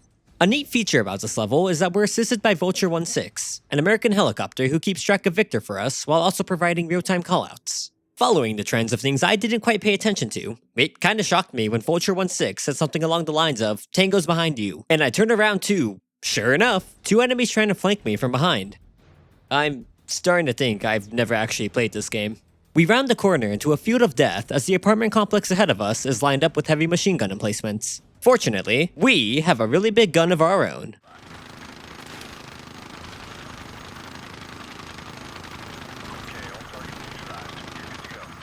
Once the top floor is pretty much leveled, we storm up the stairs and sweep room to room in insanely close quarters encounters, making any shotgun a viable, almost necessary option. Throughout our forced entry, we're kept up to date on Zakhaev's location via Vulture 16, hearing in real time whenever he enters or exits a room and which floor he climbs up to. Fast forward a bit and we're forced into a similar situation as earlier. But 16 demonstrates how little they care about LMGs and proceeds to turn them into an additional pile of rubble. Afterwards, we run into loyalist forces and get word that the building is clear. We're also informed Victor Zakhaev is backed into a corner on the roof. Arriving on the scene presents us with a really neat shot of all of our forces surrounding him and giving 0 options of escape. We quickly find out he's still armed with a pistol, to which Price attempts to intimidate him into dropping it. Griggs does offer to shoot either the pistol or his hand, but Price rejects the idea and claims it was too risky. Instead, having us walk up to the armed terrorist and physically take his gun is a much better idea. I mean, if he did shoot at us, all we had to do was shoot back because we don't need him alive or anything, right? We move in to do as Price orders, only to be hit with a sudden slow motion scene. Before anyone, even the player, has time to react, Viktor Zakhaev puts the barrel under his chin and pulls the trigger, killing not only himself, but our only shot at Imran Zakhaev. The scene is heavy.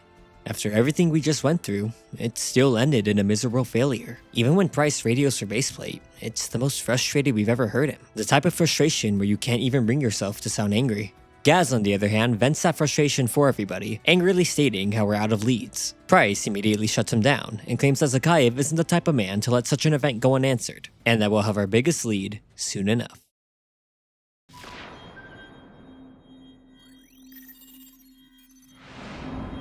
Our so-called leaders prostituted us to the West, destroyed our culture, our economies, our honor. Our blood has been spilled on our soil. My blood on their hands. They are the invaders. All US and British forces will leave Russia immediately, or suffer the consequences.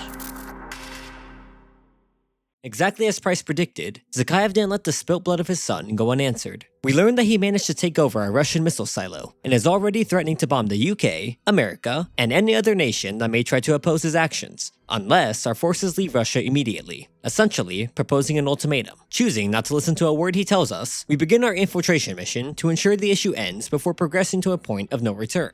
After landing and situating ourselves, it's abundantly clear that we're one member shorter than when we jumped. Thanks to his emergency transponder, we can piece together Griggs probably got separated while descending and landed himself straight into enemy territory. Deciding to enact a rescue mission before anything else, we learn from our history and hide in the trees to take out a few patrols. Once they're dealt with, we move up a few feet before coming across a little outpost. It's wired off and clearly restricted in access, but thankfully the ultranationalists don't believe in locks, so we show them exactly why they should. We enter one of the last remaining houses and are met with a familiar voice echoing throughout the walls.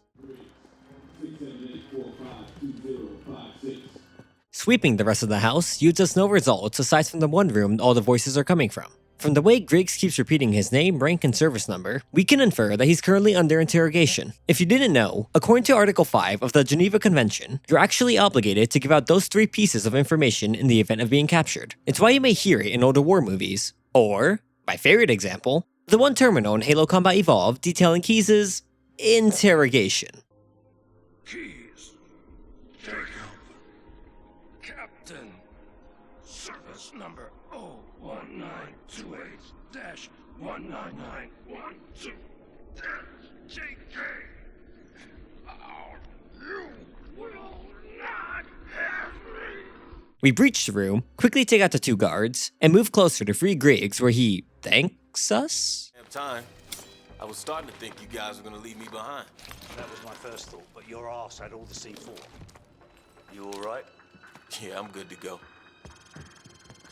I'm probably sounding like a broken record by this point, but the way the relationship of Bravo team is portrayed is simply fantastic. It shows us that no matter the situation or severity of the mission, they still deeply care for one another and express it in their own ways. The result ends up being unexpectedly heartfelt moments to add to our own love for the characters. With Griggs back in our custody, we make our way to the nearby electrical tower. The American sniper team needs a way in, and bringing down the power grid provides them with that opening to push in on the silo. Once we're at a safe enough distance, we watch the bad boy collapse while mumbling something about the bigger they are. Once the Americans confirm entry, we also pass the fence and proceed to fight waves and waves of enemies again for the next 5 to 8 minutes. Despite being in a significantly better setting and actually having teammates, this section gave me a very difficult time when I was replaying on both my Steam Deck and for gameplay footage.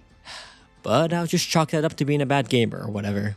Again. At the end of the mission, we finally meet one of the sniper teams face to face. They begin to debrief us about the assault plan and how we're going to attack the silo. Until...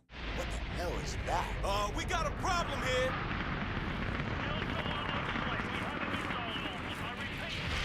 There's another one!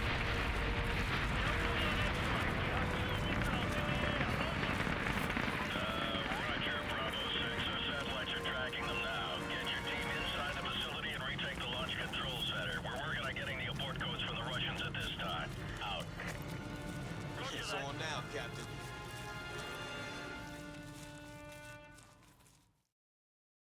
All In takes place immediately after the events of Ultimatum. We're informed by Baseplate that they're working to obtain the abort codes for the missiles we just saw launch. Due to the severity of the mission though, a few minutes alone could be the difference between stopping the rockets or else. As Price puts it, We won't recognize the world tomorrow. already the mission does a great job at setting the atmosphere for you. The SAS and Americans charging in desperation towards the only access point, the Russians eagerly holding us back with everything they have left, attack choppers falling out of the sky, and to top it all off, you get pinned down behind some shipping containers by a BMP. In order to progress, you're tasked with taking out that same BMP. Various different characters comment that throwing smoke grenades will help mask your movements, giving you the opportunity to place a C4 charge on its front half and blow it up. It's honestly pretty difficult at times, but I like this approach because it doesn't feel like an implausible thing to happen. It really feels like your only way out of this situation where you have no air or artillery support. While on that topic though, there's actually 2 other ways you can do this that are never mentioned. One is to go all the way back out the gates and take a left. From there, you'll find a few RPGs resting against a car, and a prompt allowing you to place a C4 on the cracked wall next to you. And now, you just pray to the RNG gods that you hit your shot, because the RPGs in this game specifically suck, and then regroup with your squad. Or, another way I just discovered while writing this portion of the script, ignore it. Apparently, if you run further ahead and completely ignore the thing, one of the other SAS members plants a charge and blows it up instead.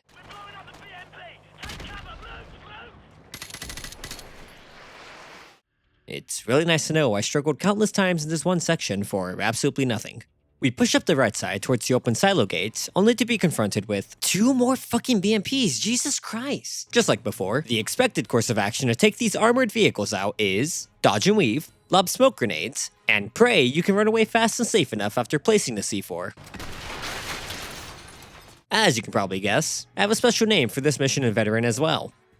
I fucking hate this level. It's a cool level, and realistically I really like it and love the desperate assault trope. That being said, it's just so fucking tedious replaying this level on both Hardened and Veteran since you just die before you can even get close enough to the damn things. That's not even mentioning how your smokes are damn near useless since you just drive right through them. Why do I have to lead my grenades, Infinity Ward? My decade-long pent-up aggression aside, just like the first BMP, I learned there's actually 2 other ways to take these out. Again.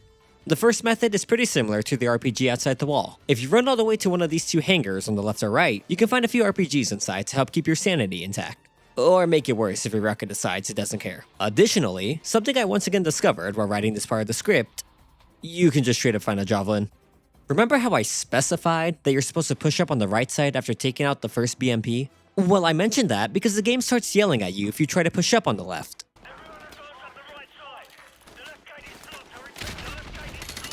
And there's infinite spawning enemies that turn you into a pincushion if you even look in their direction.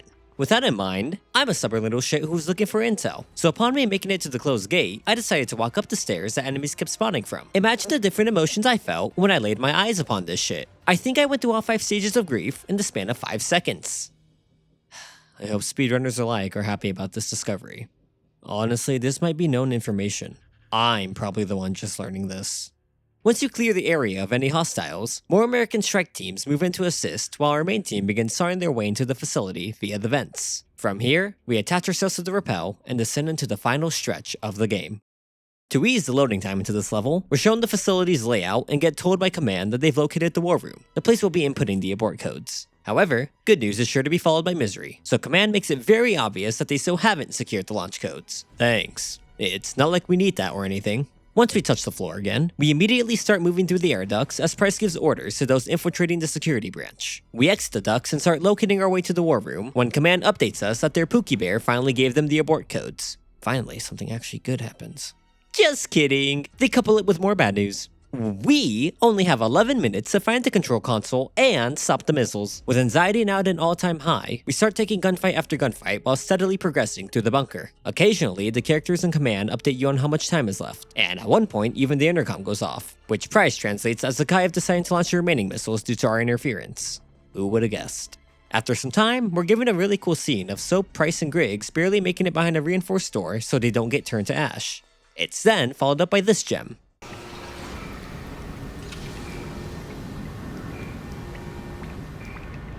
Oh, you gotta be shitting me.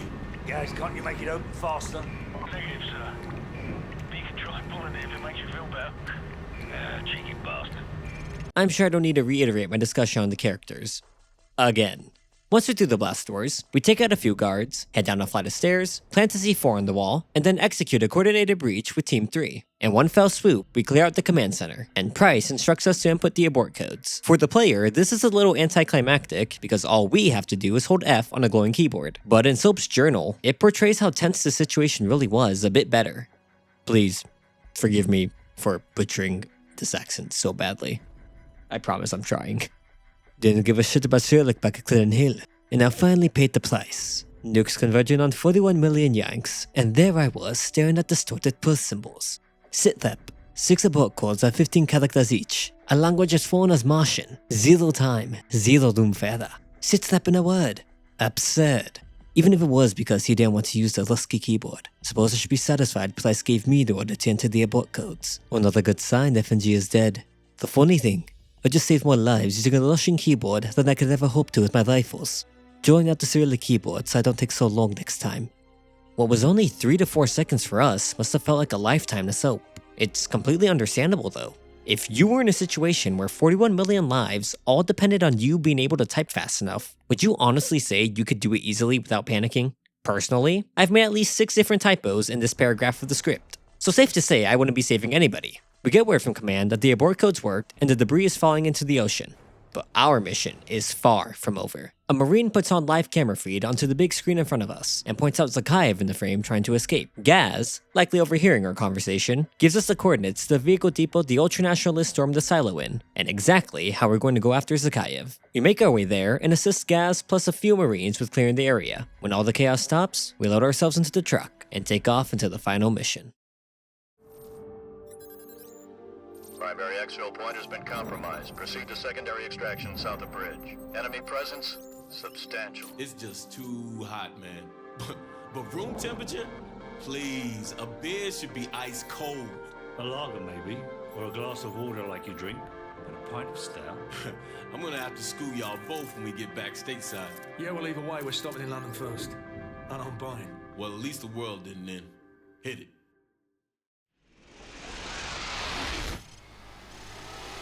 With one final task at hand, we set off to complete what Price started 15 years ago, assassinate Imran Zakhaev. This mission is, honestly, one of the best endings in my opinion. It feels like the ending to a blockbuster action movie in the best possible way. An intense high-speed car chase while being shot at. Cars flipping over and exploding, creating beautiful visuals of flame trails. The environment crumbling to bits around you as an enemy hind blows up and guns down your allies in their cars. And the usage of civilians on the highway is a great reminder that the horrors of war aren't bound to isolated battlefields. Side note, it also gives you the illusion of being able to shoot down the hind with the shittiest RPG known to man, which will never shoot where you tell it to. But just when all seemed to be going well, and the last of our problems was exiting our sight, we're met with this. Man, no kidding. Oh shit, he's about to take out that bridge! Stop the bloody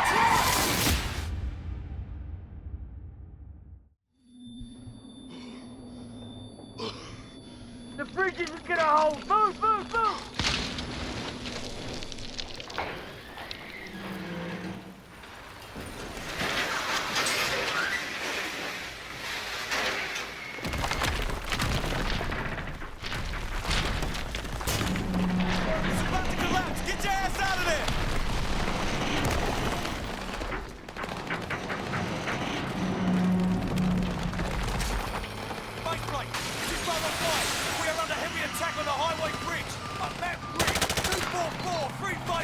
Request helicopter gunship support. Over.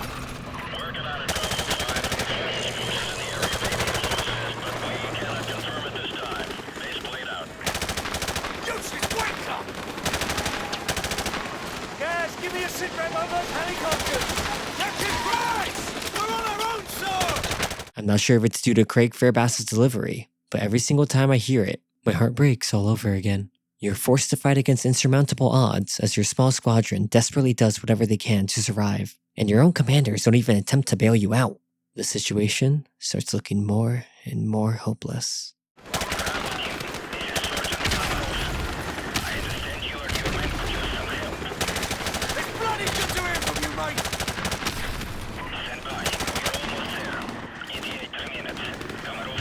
Like the angel that presents itself at the best times, Kamarov shows up for us once again. He tells us to hang on for at least 3 minutes, and while it seems like a long time based on what we're fighting against, it at least returns some of that hope that we have a fighting chance. But once a nearby gas tanker explodes, that flicker of hope is quickly snuffed.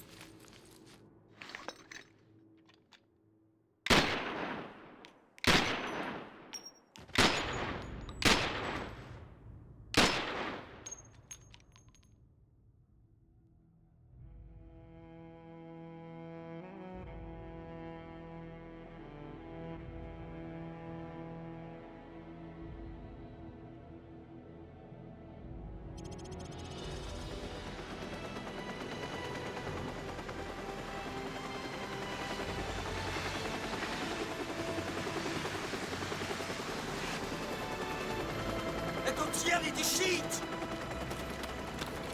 You are going to be alright, my friend. Мы нашли здесь одного оставшегося в живых!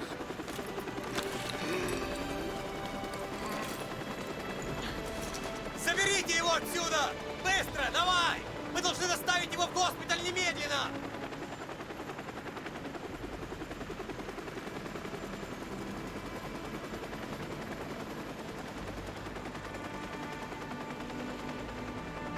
The Russian government released a statement today confirming a series of nuclear missile tests in central Russia.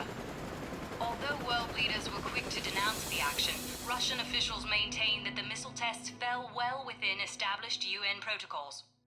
No comment was received from the ultra-nationalist party, where rumors of a possible leadership struggle have just begun to surface. In other news, the search for a ship lost in the Bering Strait due to a major storm has been called off. We did it. We finally killed Imran Zakhaev. And it costed us everything.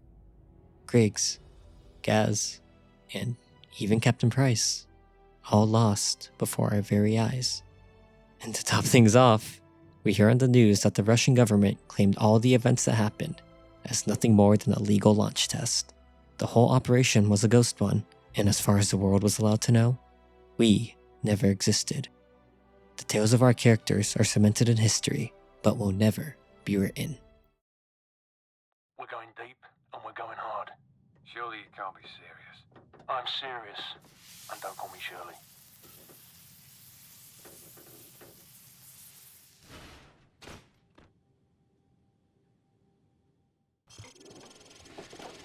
What? You thought it was over? Mile High Club is the epilogue/reward for completing the main story. This is one of the most fun missions of all time, especially in Veteran. I know. What I just said is probably the most counterintuitive thing I've said all video. But if you know anything about this level, then you know that no matter how frustratingly unfair Veteran mode can be, this level is straight up addicting. If you don't understand, then allow me to explain once again. Mile High Club sets you and two allies in an airplane that is currently in flight. Your only objective is to rescue the VIP being held hostage on the second floor of this plane. But there's a catch. You're timed. Wow, how shocking. On Recruit difficulty, you're given 3 minutes to clear the entire plane, top to bottom, and then escape. Regular gives you 2, Hardened gives you 1:45, and finally, Veteran gives you 1 minute. So everything on screen right now technically needs to be accomplished in under 1 minute, and the timer starts from the moment you're given control of your character. This mission on Veteran mode is known as one of the hardest gaming challenges to accomplish. If you're only watching somebody play, then admittedly, it doesn't look that hard. But when I attempted it, it took, I shit you not, an hour and a half to beat. 90 attempts. It took me 90 attempts to beat this shit. I genuinely remember laughing from insanity once I finally beat it and hopped out of the plane. Dude, if I thought one shot, one kill was bad, my mental state was not ready for trying to accomplish this shit. Once you reach the very end, the doors barge open and the last enemy is holding the VIP hostage. You're forced to either shoot the enemy in the head or leg, but in Veteran mode, you're limited to only the head because veterans are better shots, I guess. I don't know, I think I proved that quite wrong. Once you rescue the VIP, you learn that somebody armed the bomb upstairs, probably the guy we shot at before he opened the door. So your only choice is to take a fun little skydiving trip.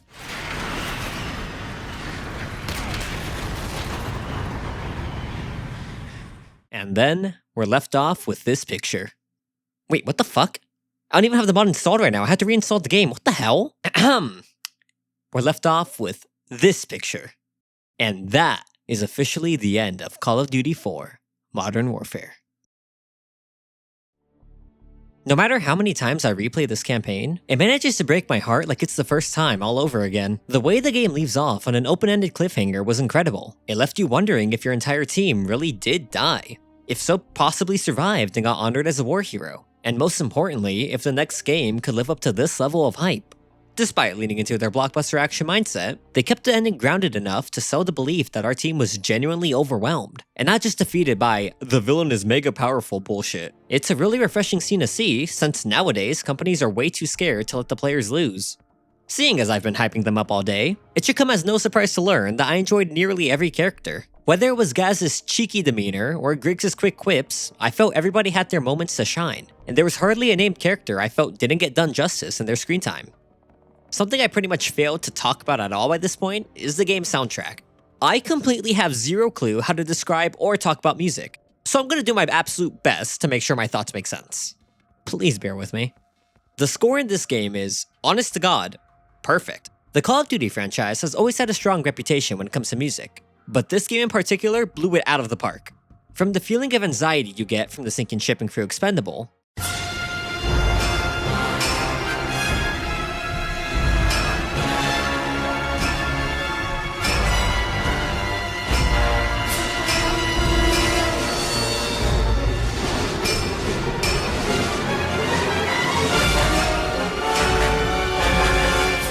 the intense, heroic-like tracks during big assaults,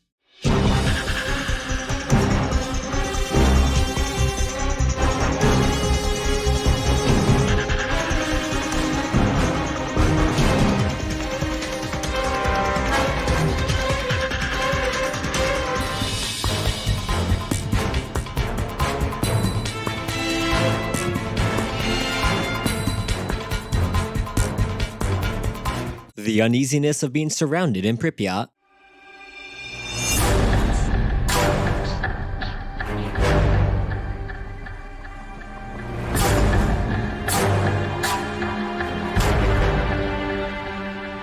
and of course, the bittersweet victory of Game Over.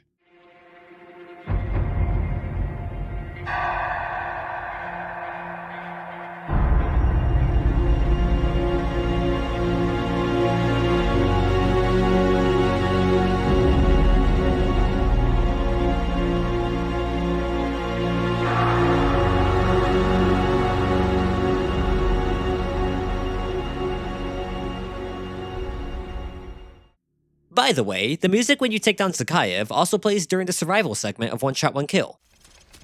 And if you have any claymores left, now is the time to use them. The enemy is bound to enter this area, so find a good sniping position. I'll signal the helicopter in 30 seconds.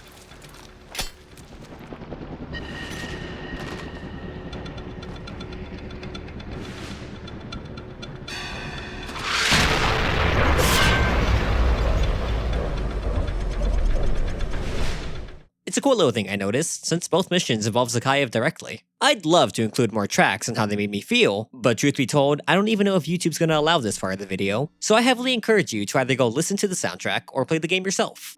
Now, to answer the question you've all been waiting for, was Modern Warfare actually any good? Yes. God, yes.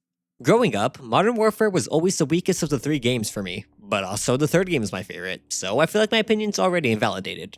Nowadays though, I find this game to be the one I replay the most whenever I feel like playing COD. I don't know if it's purely because the remaster is easier to access since I own it on Steam, or if my attachment to it became larger when I realized how much love and care was actually put into it. That's not to say the other 2 original Modern Warfares don't have any love, but I just didn't realize before how much freedom this game gives you for a linear story. I mean, yeah, it obviously won't change how things end if I go to a different safe house for Al-Asad, or take down a helicopter in a stealth level, but it's the fact Infinity Ward bothered adding these things at all.